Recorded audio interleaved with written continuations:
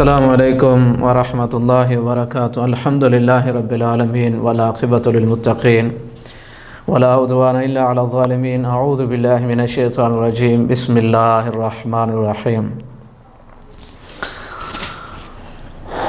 او کظلمات فی بحر لجی یغشاہ موج من فوقہ سحاب ظلمات بعضها فوق بعض اذا اخرج یدہ لم یکد یراہا وَمَن لَّمْ يَجْعَلِ اللَّهُ لَهُ نُورًا فَمَا لَهُ مِن نُور۔ آج ہمارا یہ درس امثال القرآن کے حوالے سے 32ویں مثال ہے، اور سورہ نور کی 39 آیت اور 40 نمبر آیت، اس کے ہم نے دو حصے جو ہے وہ کیے ہیں۔ ایک حصہ پہلے اس کا درس کا گزر چکا ہے، آج اس کا دوسرا حصہ ہے۔ اس مثال میں اللہ رب العزت نے کافروں کے عمل کی کہ کافروں کے اعمال کی اللہ تعالیٰ کے ہاں حیثیت کیا ہوگی، اور ان کی اللہ تعالیٰ نے مثال بیان کی ہے کہ کس طرح ان کے اعمال جو ہیں جب وہ اللہ رب العزت کے ہاں پہنچیں گے تو ان کے اعمال سارے کے سارے ضائع کر دیے جائیں گے، اور وہ ضائع ہیں جب تک وہ کلمہ نہیں پڑھتے، اسلام قبول نہیں کرتے، اس وقت تک ان کے اعمال کسی کام کے نہیں۔ اچھا، آج دوسری مثال ہے، اسی سے ایک پہلی مثال جو ہے کافروں کے اعمال کی ہم نے وہ پڑھی تھی۔ والذین کفروا اعمالهم کسراب بقیۃ یحسبہ الظمآن ماء، ایک یہ مثال تھی، اور دوسری مثال ہے او کظلمات فی بحر لجی یغشاہ موج من فوقہ سحاب ظلمات بعضها فوق بعض اذا اخرج یدہ لم یکد یراہا۔ آج اسی آیت کی ہم آپ کے سامنے جو ہے اس کا ترجمہ مختصر تفسیر دیکھیں۔ ظلم جو ہے جب تک کسی چیز کی آپ ضد کو نہیں جانتے، آپ اس چیز کو پہچان نہیں سکتے۔ تو عدل کی جو ضد ہے وہ ظلم ہے، اور ظلم کی اپوزٹ اور مخالف جو چیز ہے وہ عدل ہے۔ انسانی زندگی اور کائنات، پوری دنیا عدل کے اوپر قائم ہے۔ دو نقطوں کے درمیان ہے یہ زندگی کہ یا تو عدل یا پھر ظلم۔ اور عدل جو ہے وہ اللہ تعالیٰ نے جو ساری کی ساری کائنات بنائی، زمین و آسمان اور اس کے اندر مخلوقات، اور پھر دوسری ساری چیزیں، اور پھر انسان کا اپنا جسم اور باڈی، یہ ساری کی ساری عدل پہ قائم ہے۔ اگر یہ عدل نہ ہو، اس کائنات کے اندر بیلنس نہ ہو، کہکشاؤں میں اور یہ فضاؤں میں، یہ ہواؤں میں اور پانیوں میں اور زمین و آسمان کے سسٹم اور نظام میں اور پوری کائنات کے اندر اگر بیلنس نہ ہو اور عدل نہ ہو تو یہ زیر و زبر ہو جائے۔ لیکن یہ کمال حکمت کے تحت الخالق اور مالک کی کمال عدل کے ساتھ یہ دنیا قائم ہے، لیکن عدل کے ساتھ۔ اسی طرح انسانی باڈی اور انسانی جسم ہے۔ انسان کے جسم کے اندر ایک دل پمپ کرتا ہے خون کو، لیکن جس شریان کو، جس ورید کو، جس رگ کو، مغز کو، دماغ کو، یعنی ناک کو، آنکھ کو، دانت کو جتنا خون چاہیے اتنا ہی جاتا ہے، بیلنس ہے، اور روزانہ وہ جو ہے وہ چل رہا ہے۔ انسانی زندگی میں، انسانی جسم میں وہ خون ویسے ہی پمپ ہوتا ہے جتنا جس کو ضرورت ہے۔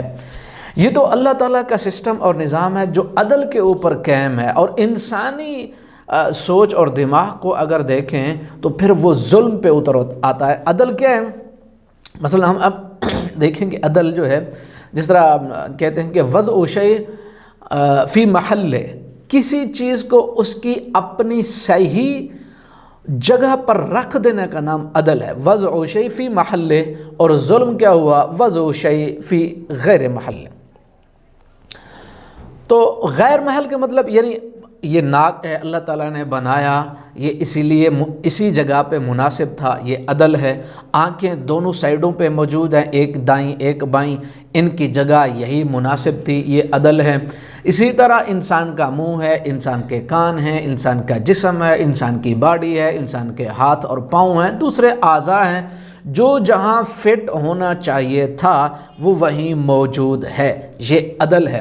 ظلم یہ ہوگا کہ ایک انسان جو ہے وہ ناک کو کہے کہ یہ جگہ اس کی صحیح نہیں ہے، دوسری جگہ لگاتے ہیں، تو پھر دیکھیں کس طرح انسان مسخرہ لگتا ہے، کارٹون لگتا ہے۔ آنکھیں صحیح نہیں ہیں، وہ دوسری جگہ لگانا چاہتا ہے تو لگا کے دیکھ لے وہ کیسے کر سکتا ہے۔ تو یہ سارا سسٹم، نظام زندگی اور انسانی اپنی باڈی پوری کی پوری عدل پہ قائم ہے۔ اگر انسان عدل پر چلے تو دنیا بھی اسی کی، آخرت بھی۔ لیکن یہ جب ظلم پہ آتا ہے تو اسی ناک کو کسی اور جگہ پر فٹ کر دیں تو ظلم ہے، منہ کو کسی اور جگہ پر فٹ کرنے کی کوشش کریں تو ظلم ہے، کانوں کو کسی دوسری جگہ فٹ کرنے لگیں تو ظلم ہے۔ اسی طرح اللہ تعالیٰ کے سارے قوانین زندگی جو ہیں وہ اللہ تعالیٰ نے دیے ہیں، اور پھر وہ عدل کے اوپر قائم ہیں۔ اگر ہم ان کے خلاف جاتے ہیں یا ان کو تبدیل کرنا چاہتے ہیں یا پھر اس کے اوپر عمل نہیں کرنا چاہتے تو پھر وہ ظلم ہے۔ چلو، چاہے وہ دن کے وہ اصول اور ضوابط ہوں زندگی کے یا رات کے ہوں، چاہے وہ زندگی کے کسی بھی لمحے میں وہ اصول اور ضوابط اور قوانین جو اللہ تعالیٰ کی طرف سے عدل پہ قائم ہیں ان پر اگر عمل نہیں کرتا انسان تو پھر ظلم کرتا ہے۔ یہی پھر اللہ تعالیٰ نے اسی عدل کو قائم کرنے اور اسی کے اوپر انسان سے عمل کرانے کے لیے انبیاء بھیجے، پیغمبر اور نبی اور رسول بھیجے، پھر قرآن بھیجا انسان کو عدل کے اوپر رکھنے کے لیے کہ اللہ تعالیٰ اور تمہارے خالق اور مالک نے ایک جو سسٹم اور نظام اور زندگی جو بنایا تمہارے لیے، لیکن عدل کے ساتھ۔ اور یہ بات یاد رکھیں کہ یہ زندگی جو ہے، یہ اسلام اور دین جو ہے وہ عدل پر مبنی ہے۔ عدل کا دین ہے، نہ کہ مساوات کا۔ مساوات کا دین نہیں، برابری مساوات کا دین نہیں ہے، یہ عدل کا دین ہے۔ یعنی اسلام جو ہے عین عدل ہے، اس کا ایک ایک مسئلہ، ایک ایک کام عدل پہ ہے۔ کیا مطلب؟ مطلب یہ کہ عورت کو جو حقوق ملے عدل ہے، مرد کو جو حقوق ملے وہ عدل ہے، بچے کو جو سارا کچھ ملا وہ عدل ہے، جب وہ بڑا جوان لڑکپن جوانی سارا کچھ وہ عدل ہے۔ یعنی جو کچھ جس مخلوق کو جو کچھ ملا اس کے حقوق اور فرائض سارے کے سارے عدل پر مبنی ہیں۔ اب انسان کہتا ہے کہ نہیں جی یہ تو ٹھیک نہیں ہے، یہ عورتوں کے جو حقوق ہیں وہ ایسے ہونے چاہیے، مردوں کے ایسے ہونے چاہیے، قوانین انسان کے ایسے ہونے چاہیے، شب و روز ایسے گزارنے چاہیے، اور انسان کو جو ایسا رہنا چاہیے۔ وہ قوانین ضوابط زندگی کے ہم خود بناتے ہیں، جی آپ بنا لو۔ مثلا میں آپ کو مثال دوں، انسان جو ہے وہ خود کرنے لگا، خالق کو چھوڑ دیا، مالک کو عدل پہ چھوڑ دیا، ظلم کرنے لگا۔ کیسے ظلم؟ ایک اس نے جانور پکڑا جنگل سے اور گھر کے اندر لے آیا۔ اب دیکھیں اس کے جو گھر کی اپنی زندگی ہے ساری وہ عدل پر مبنی نہیں، فطرت پر مبنی نہیں۔ اسی کے اندر اس جانور کو بٹھایا، 2-3 ہفتوں کے اندر وہ جانور مر گیا۔ کیا ہوا جی جانور کو؟ جانور جی اس کو فضا راس نہیں آئی۔ اصل مسئلہ یہ تھا کہ وہ جب فطرت کے ہاتھوں میں تھا، جب فطرت کی پرورش کے اندر موجود تھا، اس کے اندر توانائی بھی تھی، قوت بھی تھی، طاقت بھی تھی، ہر چیز تھی۔ جب انسان کے اپنے ہاتھوں میں آیا تو اس نے فطرت سے ہٹا لیا، اپنی کرنے کی کوشش کی، جانور مر گیا۔ اسی طرح انسانوں کو دیکھیں، غذاؤں کے اوپر انسانوں نے حملہ کیا کہ یہ غذائیں اچھی نہیں ہیں، یہ اچھی ہیں۔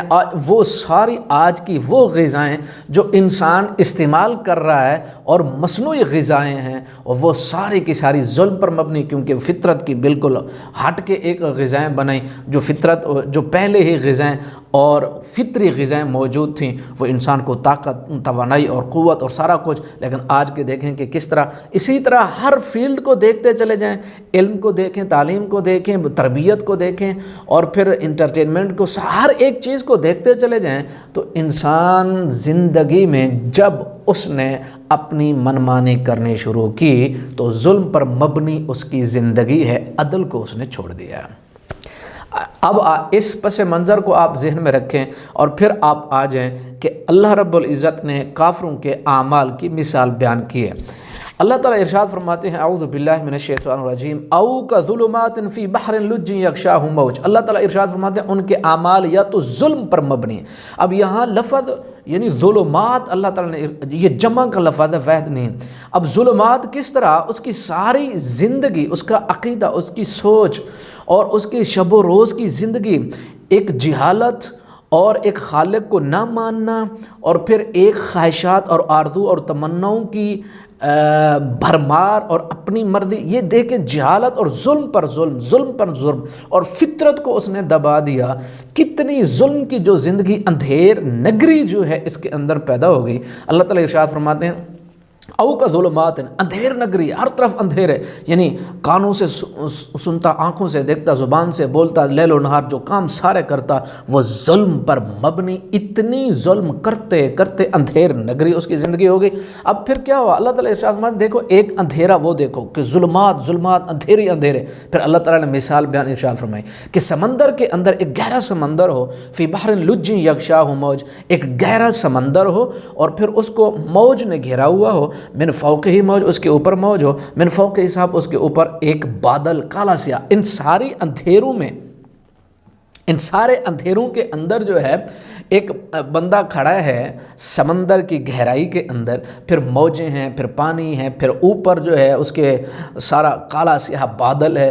اللہ رب العزت ارشاد فرماتے ہیں ایسی کیفیت میں، ایسی حالت میں اگر انسان اپنا ہاتھ اذا اخرج یدہ، یعنی اس طرح اپنا ہاتھ کو دیکھنا چاہے، اذا اخرج یدہ لم یقد یراہا، اس کو اپنا ہاتھ بھی نظر نہیں آئے گا۔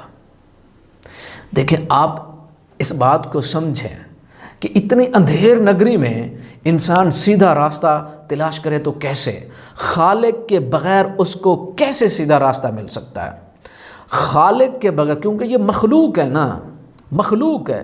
اگر یہ دعویٰ کرتا کہ میں خالق ہوں تب اور بات تھی، مخلوق ہے۔ جب مخلوق ہے تو پھر خالق کے بغیر اس کو عدل سکھا کون سکتا ہے؟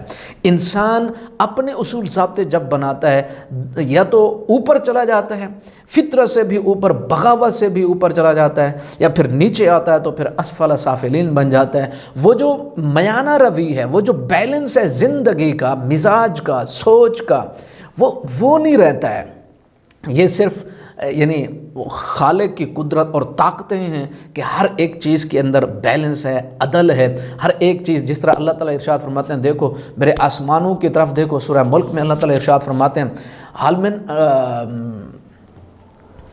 اللہ تعالیٰ ارشاد فرماتے ہیں کہ اس میں تم کو فطور دیکھتے ہو یا کوئی قصور دیکھتے ہو؟ آسمانوں، ساتوں آسمانوں کو دیکھو، فرج البصر کرتین، تم بار بار دیکھو اس کو اور دیکھو کہ اس میں کوئی قصور، کوئی فطور، کہیں کوئی ان بیلنس چیز، کوئی عدم توازن ہو کسی چیز کے اندر۔ اپنے جسم پہ غور کرو، دوسری مخلوقات کے اوپر غور کرو، جب تمہیں پتہ چلتا ہے کہ کسی چیز کے اندر یعنی کوئی نہ قصور ہے نہ کوئی فطور ہے، تو پھر مان لو کہ یہ زندگی خالق اور مالک کی ہے۔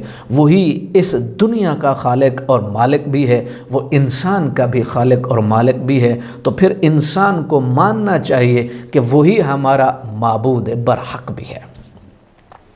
کہ جب ایسی چیز ہے کہ کسی چیز دنیا کے اندر نہ کوئی قصور نظر آتا ہے، نہ اس کے اندر کوئی فطور نظر آتا ہے، ہر ایک چیز بیلنس، جس کو جتنا گرمی چاہیے، جتنی سردی چاہیے، جتنا پانی چاہیے، جتنا خون چاہیے، جتنی خوراک چاہیے، جتنی جو کچھ چاہیے اتنی مقدار کے اندر ہی